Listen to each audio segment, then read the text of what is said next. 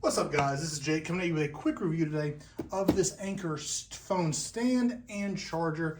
I love this thing, so I'm going to rave about it here for a few minutes, but I'm also going to give any downside that you might experience with it. The only one thing that might make you decide you don't want it, but for 99% of people, this thing's going to be a no-brainer. So let me dive into what I really, really love about it. You can see I left this thing beside it because this is what I am replacing.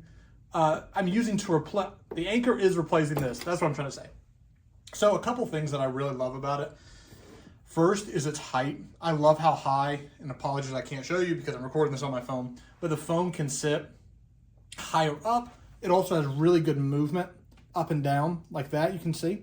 So very easy, I mean, you can do it with your phone on just as easy as I did it right there. It also has the ability to turn from vertical to horizontal very, very easily, all of which were problems with this. I mean, every problem that this thing had, it was a little cheap thing I bought a couple months ago, this thing solved. So it was flimsy, and when I went to touch my phone, it would move around because this wasn't heavy enough. I had to pick up my phone every time I wanted to turn it. It had a light magnet, but the magnet wasn't very good on it.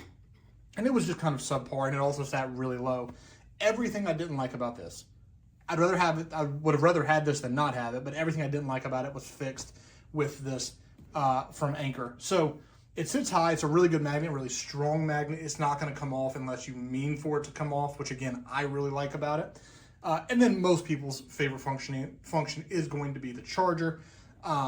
So you can see you're gonna plug it in right here in the back. And this is the only negative I've seen anyone talk about. Let me grab this, I left it over here. Is the charger for this is USB-C to USB-C. It says it right there on the packaging. You can see, make sure I get it for you right there. You can also see it down here on the packaging.